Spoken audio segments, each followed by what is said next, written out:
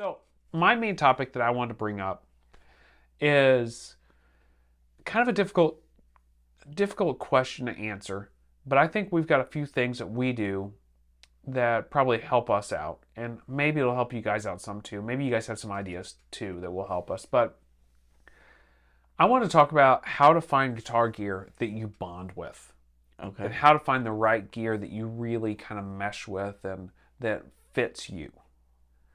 I've played a lot of gear that I really liked. We've talked about some other gear in this episode that I thought, oh, this would be really cool to have and play with.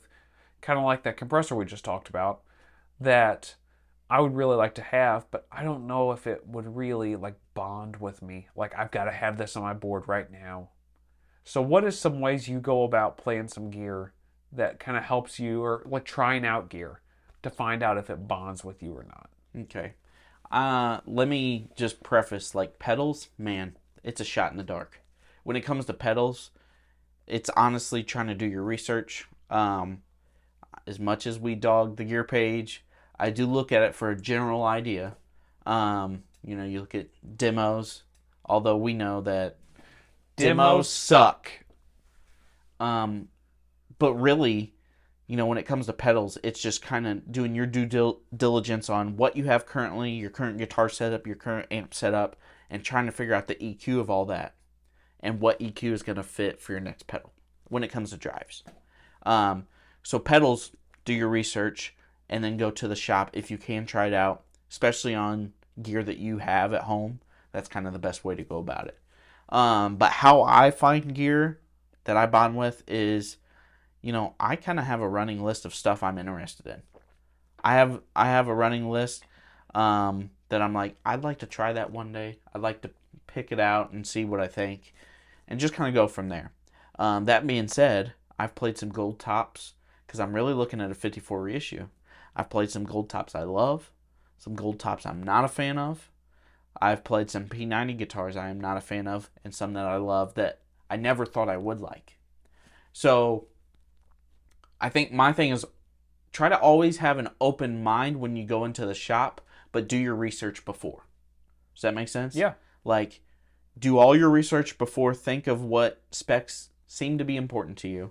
But when you go into the shop, give everything a clean slate with that research in the back of your mind. Because I think there's sometimes like, some of my best gear has been just complete finds in the store. Right. There was a moment where I got a Vox head and cab that I had no idea I was interested in Vox until I played through it and I was like, I gotta have this.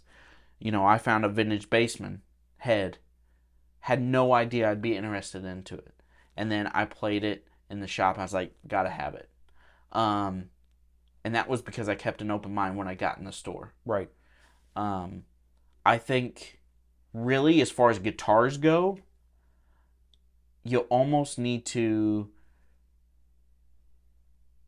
not think about anything except for, am I having an experience in the store right now? Because to me, the best guitars are the ones you get lost in your playing for the first 15 minutes. You're like, holy cow, it's been 15, 20 minutes.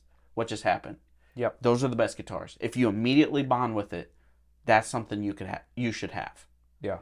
Yeah, that's kind of where my mind goes first off. If I start playing a guitar, especially guitars, if I start playing a guitar in the store and all of a sudden I look up and it's been 20 minutes, like, oh, I probably need to take this guitar home. Right. Like, this is If I don't have to think and there's something happening, like, it's almost religious. You know what I mean? Like, yeah, or spiritual maybe. right. Where like all your thoughts are just flowing through that guitar. There's something to it. Yeah. Yeah, or if I think a guitar can send you down a road that you've never been down before. Right, and you're inspired by it. It's a completely new thing too. I think for some gear, like pedals we were talking about, in amps, I think it can work really good in the moment too, like in a bedroom or a store. And you can bond with it in that form. But then when you take it out to a gig or you're trying to record with it, Yeah. that's like a whole nother thing. Right. And bonding with something at home is not the same as bonding with it on a gig. That's very true. And I've got gear that I bond with really well for whenever I'm playing at home, but I don't take on gigs anymore because it just doesn't work. Mm-hmm. So, yeah, I think going in and playing a bunch of it and just, seeing if you get lost in the moment. seeing how it all interacts together. See if you forget that you're playing guitar. Right. My best finds have been complete, like, had no idea I'd be interested in. Yeah. And they just kind of walked up on me, and I was like, that's something I gotta have. I'm truly inspired by this. I gotta have it. Usually, if I do a calculated decision, like, it meets all the specs, this is perfect, and then I buy it because of the specs, I'm not as happy by the end of it, which is weird because, I think of, I bought an Eric Johnson Strat, and I was like, it meets every criteria that I could ever think of, and sometimes I don't bond with it that great. And then I have, I had an American Original Telly. Is this like a true, custom shop level Telly? No. But I bond with that better than almost any custom shop I find. Yeah.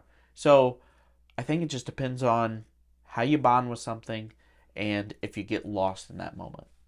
Yeah, I think that's it. I think you got to go out and play it, and then you got to play it in a bunch of scenarios. Yeah. And you'll find out if you bond with it or not. Don't go out there with preconceived notions, like you talked about. Go in with an open mind. Don't go in uneducated.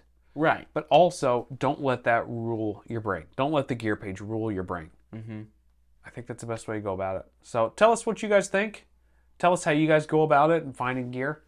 We'll see you guys next week. See ya.